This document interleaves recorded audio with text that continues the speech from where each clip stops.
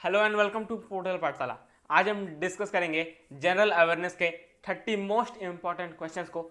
ये questions Delhi police constable, Bihar SI, UPSI and all competitive exams के लिए काफ़ी इंपॉर्टेंट है, तो वीडियो को एंड तक जरूर देखिएगा। और अगर आपने अभी तक हमारे चैनल को सब्सक्राइब नहीं किया है तो आप हमारे चैनल को सब्सक्राइब कर लें और इस वीडियो को शेयर कर लें। चलिए शुरू करते हैं। आज का हमारा पहला क्वेश्चन है, जिम कॉर्बेट राष्ट्रीय उद्यान से होकर निम्न में से कौन सी नदी बहती है? तो इसका करेक्ट आंसर होगा ऑप्शन नंबर ए, Ramganga. Gym Corbett National park से होते हुए रामगंगा नदी बहती है। रामगंगा नदी नैनीताल के पास नामिक ग्लेशियर से निकलती है। Namik glacier. Jim Corbett National Park Uttarakhand में है और रामगंगा नदी का विलय उत्तर प्रदेश में गंगा नदी में हो जाता है। चलते हैं अगले प्रश्न की ओर। निम्न में से कौन भारत की सबसे बड़ी कृत्रिम झील है? तो इसका करेक्ट आंसर है option number A, Govind Ballabh Pant Sagar. Govind Ballabh Pant Sagar Bharat की सबसे बड़ी कृत्रिम झील है जो उत्तर प्रदेश में सोनभद्र जिले में स्थित है। भारत की दूसरी सबसे बड़ी कृत्रिम झील ढेबर झील है। ढेबर झील जो राजस्थान के उदयपुर जिले में स्थित है। तो भारत की सबसे बड़ी झील है, कृत्रिम झील है गोविंद वल्लभ पंत सागर, और भारत की दूसरी सबसे बड़ी कृत्रिम झील है राजस्थान के उदयपुर में स्थित ढेबर झील। नेक्स्ट, अमुक्त माल्यद के लेखक कौन थे? अमुक्त माल्यद के लेखक कृष्णदेव राय थे। अमुक्त माल्यद तेलुगु भाषा में अमुक्त माल्यद तेलुगु भाषा में लिखी गई थी। कृष्णदेव राय ने संस्कृत में इसके अलावा जम्बावती कल्याणम भी लिखा था। कृष्णदेव राय के एक प्रमुख दरबारी कवि थे जिनका नाम था अल्लाह सानी पेद्दाना। उन्होंने मनुचरितम और हरि कथा सारम नामक प्रमुख पुस्तकें लिखी थी। नेक्स्ट, औपनिवेशिक भारत में भारतीय विधवाओं के लिए एक स्कूल शारदा सदन किसने स्थापित किया था? तो इसका आंसर है ऑप्शन नंबर 2, पंडिता रमाबाई। औपनिवेशिक भारत में भारतीय विधवाओं के लिए पंडिता रमाबाई ने एक स्कूल शारदा सदन का स्थापना किया था। पंडिता रमाबाई, इनका पूरा नाम था पंडिता रमाबाई सरस्वती। ये एक भारतीय समाज सुधारक थी जो महिलाओं के उद्धार के लिए काम करती थी। वह शिक्षा में अग्रणी थी और संस्कृत विद्वान के रूप में पंडिता के खिताब से सम्मानित होने वाली पहली महिला थी। तो पंडिता रमाबाई ऐसी पहली भारतीय महिला थी जो संस्कृत के क्षेत्र में संस्कृत विद्वान के रूप में पंडिता के खिताब से सम्मानित हुई थी। 11 मार्च 1889 को मुंबई में शारदा सदन नामक भारतीय विधवाओं के लिए एक स्कूल खोला गया था। यह संस्थान विधवा महिलाओं को समर्पित था। चलते हैं अगले प्रश्न की ओर। निम्नलिखित में से किस वर्ष के दौरान वार्षिक योजनाएं अपनाई गई?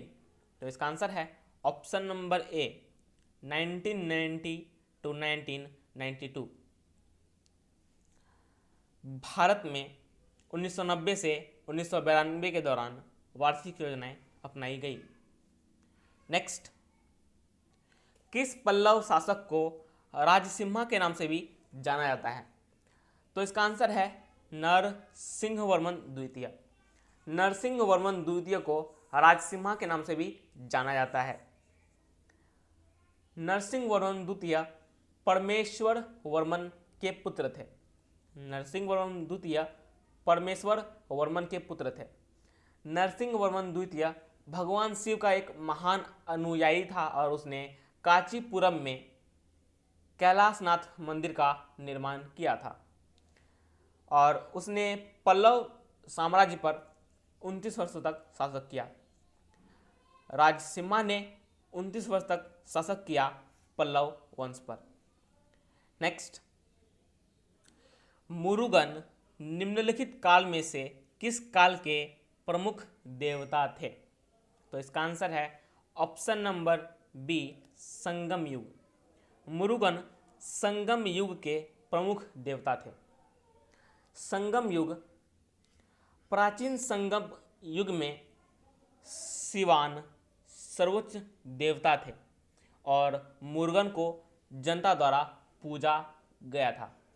दोनों कुडल अकादमी में तमिल कवियों द्वारा देवता सदृश रूप पूज्य के रूप में माना जाता था और मुरुगन सबसे लोकप्रिय देवता थे जिसकी शुरुआत शिव के पुत्र कार्तिकेय के रूप में हुई थी। नेक्स्ट, इनमें से किस भारतीय शहर को वाइन कैपिटल ऑफ इंडिया के नाम से भी जाना जाता है? तो इसका करेक्ट आंसर है option number C, Nashik. Nashik को वाइन कैपिटल ऑफ इंडिया के नाम से भी जाना जाता है। इसे भारत के वाइन कैपिटल कहा जाता है क्योंकि भारत की लगभग आधी वाइनरी नासिक में स्थित है। नासिक महाराष्ट्र के उत्तर पश्चिमी क्षेत्र में एक प्राचीन पवित्र शहर है। नेक्स्ट, मुख्य रूप से खिलाफत आंदोलन का लक्ष्य डैश में खलीफा की शक्ति को बहाल करना था। तो इसका आंसर है ऑप्शन नंबर सी, तुर्की। मुख्य रूप से खिलाफत आंदोलन का लक्ष्य तुर्की में खलीफा की शक्ति को बहाल करना था। तुर्की में खलीफा की शक्तियों की पुनः स्थापना करने के लिए भारत के मुसलमानों द्वारा खिलाफत आंदोलन शुरू किया गया था। फर्स्ट वर्ल्ड वॉर के दौरान अंग्रेजी से तुर्की की सुरक्षा और कल्याण को खतरा था। फर्स्ट वर्ल्ड वॉर के दौरान अंग्रेजों से तुर्की की सुरक्षा और कल्याण को खतरा था, जबकि तुर्की के खलीफा को दुनिया भर के मुस्लिमों द्वारा प्रमुख धार्मिक स्थल माना जाता था। यही कारण है कि भारतीय मुसलमानों ने 1920 में खिलाफत आंदोलन शुरू किया और इसका नेतृत्व शौकत अली, मोहम्मद अली और मौलाना अबुल कलाम आज़ाद द्वारा हुआ। भारतीय राष्ट्रीय कांग्रेस ने भी इसका समर्थन किया और बाद में इसे कांग्रेस द्वारा शुरू किए गए असहयोग आंदोलन में मिला लिया गया। नेक्स्ट, वित्तीय वर्ष 2019-20 के लिए अनुमानित राजकोषीय घाटा क्या है? इसका सही आंसर है ऑप्शन नंबर ए, 16,101.05 करोड़ रुपए। वित्तीय वर्ष फाइनेंशियल ईयर 2019-20 के लिए अनुमानित राजकोषीय घाटा है 16,101.05 करोड़ रुपए। नेक्स्ट, कांग्रेस से डॉक्टर मोहम्मद जावेद किस निर्वाचन क्षेत्र से जीते? इसका आंसर है option number B, Kishanganj.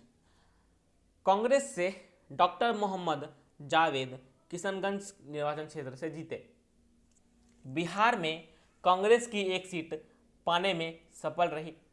Kishanganj seat से उसके उम्मीदवार डॉक्टर मोहम्मद जावेद ने 34,466 मतों से जीत हासिल की। नेक्स्ट, शिलालेखों के माध्यम से लोगों को अपना संदेश देने का प्रयास करने वाला पहला मौर्य शासक कौन था? इसका आंसर है ऑप्शन नंबर 2, अशोक। शिलालेखों के माध्यम से लोगों को अपना संदेश देने का प्रयास करने वाला पहला मौर्य शासक अशोक था। अपने शासनकाल के दौरान अशोक द्वारा दीवारों, स्तंभों और पत्थरों पर 33 संपादन या शिलालेखों का संग्रह उत्कीर्ण किया गया था। इन शिलालेखों के माध्यम से उन्होंने लोगों का अपने संदेश संवाद करने की कोशिश की थी। नेक्स्ट,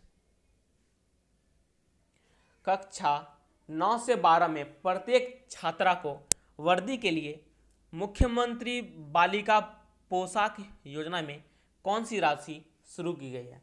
इसका आंसर है 1500 रुपये। कक्षा 9 से 12 में प्रत्येक छात्रा को वर्दी के लिए मुख्यमंत्री बालिका पोशाक योजना में 1500 रुपये की राशि प्रदान की जाएगी। नेक्स्ट, कोलेस्ट्रॉल डैश से संबंधित है। कोलेस्ट्रॉल वसा से संबंधित है। वसा कार्बोहाइड्रेट और प्रोटीन के साथ सूक्ष्म पोषक तत्वों में से एक है। कोलेस्ट्रॉल एक कार्बनिक अणु है और एक प्रकार का वसा अणु है। नेक्स्ट, बांग्लादेश में गंगा को किस नाम से जाना जाता है? बांग्लादेश में गंगा नदी को पद्मा नदी के नाम से जाना जाता है। गंगा नदी की मुख्य धारा देवप्रयाग में भगीरथी और अलकनंदा के संगम पर होती है।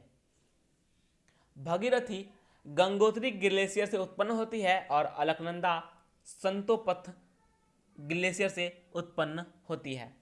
भारत में गंगा नदी की लंबाई लगभग 2500 किलोमीटर है। भारत में गंगा नदी की लंबाई लगभग 2500 किलोमीटर है। गंगा नदी उत्तराखंड, उत्तर प्रदेश, बिहार, झारखंड, पश्चिम बंगाल और अंत में बांग्लादेश में बहती है।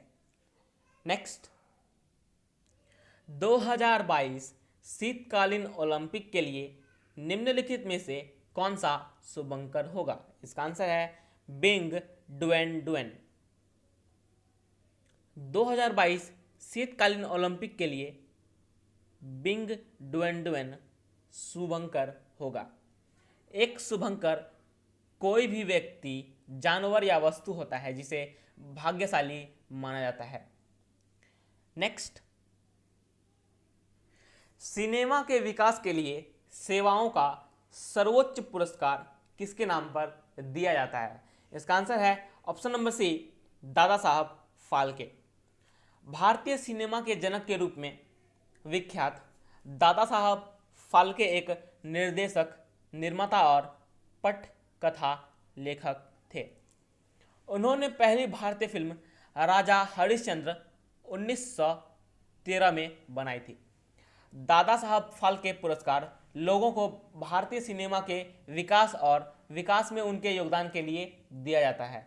इसे राष्ट्रीय फिल्म पुरस्कार निदेशालय द्वारा वार्षिक रूप से दिया जाता है और इसमें स्वर्ण कमल पदक, शॉल और 10 लाख रुपए का नकद पुरस्कार दिया जाता है। दादा साहब फाल्के पुरस्कार में स्वर्ण कमल पदक, शॉल और 10 लाख रुपए का नकद पुरस्कार दिया जाता है। नेक्स्ट, निम्नलिखित में से कौन सा अक्षय प्राकृतिक संसाधन है? इसका आंसर है, ऑप्शंस में इसका आंसर होगा वायु। वायु अक्षय प्राकृतिक संसाधन है। अक्षय संसाधन वे संसाधन हैं जो प्रकृति में असीमित मात्रा में मौजूद हैं। इनमें हवा, रेतीली मिट्टी, जल और सौर ऊर्जा शामिल है। वायु अक्षय है क्योंकि यह एक प्राकृतिक संसाधन है और प्रचुर मात्रा में उपलब्ध भी है। नेक्स्ट, किस नदी का उद्गम राक्षस ताल झील से होता है? तो इसका आंसर है सतलुज नदी। सतलुज नदी का उद्गम राक्षस ताल झील से होता है। सतलुज नदी शिवकिला पास से होकर भारत में प्रवेश करती है। शिवकिला हिमाचल प्रदेश के किन्नौर जिले में मौजूद है। सतलुज नदी की उत्पत्ति तिब्बत में राक्षस ताल झील से हुई है। सतलुज का सिंधु से पाकिस्तान में मिठानकोट में संगम हो जाता है। सतलुज नदी का संगम सिंधु नदी में पाकिस्तान के मिठानकोट में हो जाता है। नेक्स्ट, बिहार के पशुपालन, डेयरी और मत्स्य पालन मंत्री कौन है? इसका आंसर है प्रेम कुमार। प्रेम कुमार बिहार के पशुपालन, डेयरी और मत्स्य पालन मंत्री हैं। नेक्स्ट, निम्नलिखित में से किसने सांची स्तूप बनवाया? इसका आंसर है अशोक। अशोक ने सांची स्तूप बनवाया। सांची स्तूप मध्य प्रदेश भोपाल में स्थित है। यह भारत में सबसे पुरानी शैल संरचनाओं, स्टोन स्ट्रक्चर्स में से एक है। यह बौद्ध कला और वास्तुकला की सर्वोत्तम कृति को दर्शाता है। सांची स्तूप मूल रूप से 3री शताब्दी ईसा पूर्व में सम्राट अशोक द्वारा शुरू किया गया था। नेक्स्ट, इनमें से कौन सा अनुच्छेद राज्य की परिभाषा को परिभाषित करता है? इसका आंसर है ऑप्शन नंबर 4 आर्टिकल 12, अनुच्छेद 12। राज्य की परिभाषा को अनुच्छेद 12 परिभाषित करता है। आर्टिकल 12 डिफाइन करता है the definition of the state. Article 12 राज्य की परिभाषा को परिभाषित करता है। राज्य शब्द का इस्तेमाल फंडामेंटल राइट से संबंधित है, विभिन्न प्रावधानों में किया गया है, इसलिए इसे अनुच्छेद 12 को भाग 3 के लिए शब्द के रूप में परिभाषित किया गया है। अनुच्छेद 12 से 35 तक संविधान का भाग 3 संयुक्त राज्य अमेरिका के संविधान से प्रेरित है। और फ्रेंड्स, भाग 3 को भारत का मैग्ना कार्टा भी कहा जाता है। इस बात को भी ध्यान में रखिएगा। अब चलते हैं अगले प्रश्न की ओर। ऋतु संहार किसके द्वारा लिखा गया था? ऋतु संहार कालिदास के द्वारा लिखा गया था। कालिदास ने मेघदूत नामक पुस्तक भी लिखी थी। कालिदास ने ऋतु संहार और मेघदूत नामक पुस्तक भी लिखी थी। और तुलसीदास ने रामचरितमानस पुस्तक लिखी थी, रामचरितमानस। नेक्स्ट, भारत के राष्ट्रीय सुरक्षा सलाहकार कौन है? इसका आंसर है अजीत डोभाल। अजीत डोभाल एक पूर्व Indian intelligence and law enforcement officer हैं।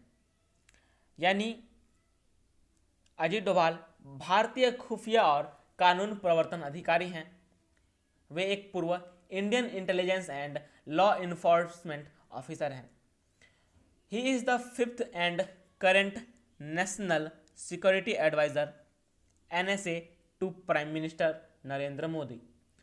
अजीत डोभाल प्रधानमंत्री नरेंद्र मोदी के 5वें और प्रेजेंट राष्ट्रीय सुरक्षा सलाहकार हैं। नेक्स्ट, निश्चित अनुपात का नियम किसका योगदान है? इसका आंसर है option number C, Joseph Proust. निश्चित अनुपात का नियम, इसे इंग्लिश में लॉ ऑफ डेफिनिट प्रोपोर्शंस कहते हैं। इसकी अवधारणा जोसेफ प्राउस्ट ने दी थी। यह लॉ कहता है कि एक रासायनिक पदार्थ में तत्व हमेशा द्रव्यमान द्वारा निश्चित अनुपात में मौजूद होते हैं। इस नियम को निश्चित रचना का नियम भी कहा जाता है। नेक्स्ट, आपूर्ति अपने लिए स्वयं मांग का निर्माण करती है। यह कथन किससे संबंधित है? आपूर्ति अपने लिए स्वयं मांग का निर्माण करती है, यह कथन किससे संबंधित है? तो इसका आंसर है प्रोफेसर JB से। प्रोफेसर JB से। नेक्स्ट, हाल ही में दिनेश मोंगिया ने अपनी सेवानिवृत्ति की घोषणा की। वे किस खेल से संबंधित है? इसका आंसर है क्रिकेट। नेक्स्ट, आगे जाने से पहले मैं आपको दिनेश मोंगिया के बारे में और कुछ बता देता हूँ। दिनेश मोंगिया पूर्व भारतीय ऑलराउंडर क्रिकेटर थे। नेक्स्ट, प्राचीन भारत में सबसे महत्वपूर्ण महाजनपद कौन सा था? इसका आंसर है option number 3, Magadh. Mahajanpadas were the 16 kingdoms that existed in ancient India from 6th to 4th century BCE। यानी महाजनपद 16 राज्य थे जो 6ठी से 4थी शताब्दी ईसा पूर्व के प्राचीन भारत में मौजूद थे। Magadh was one of the most prominent and prosperous महाजनपदस because of its strong economy। एक मजबूत अर्थव्यवस्था के कारण मगध महाजनपदों में सबसे अधिक प्रमुख और समृद्ध था। नेक्स्ट, इनमें से कौन सा अनुच्छेद भारत के बाहर रहने वाले भारतीय उद्भव के कुछ व्यक्तियों के नागरिकता का अधिकार को परिभाषित करता है? इसका आंसर है ऑप्शन नंबर डी, अनुच्छेद 8। भारत के बाहर रहने वाले भारतीय उद्भव के कुछ व्यक्तियों के नागरिकता के अधिकार से संबंधित है। भारत के बाहर रहने वाले भारतीय मूल के कुछ व्यक्तियों के नागरिकता का अधिकार संविधान भाग 2 में के तहत अनुच्छेद 5 से 11 तक नागरिकता प्रदान की गई है। ऐसे व्यक्ति जो बाहर रह रहे हों लेकिन उनके माता पिता या पितामह यानी दादाजी भारत से हैं और वह भारतीय नागरिक होने की इच्छा रखता है, इसे अनुच्छेद 8 में शामिल किया गया है। नेक्स्ट, द इंग्लिश टीचर के लेखक कौन हैं? इसका आंसर है आर के नारायण। द इंग्लिश टीचर के लेखक आर के नारायण हैं।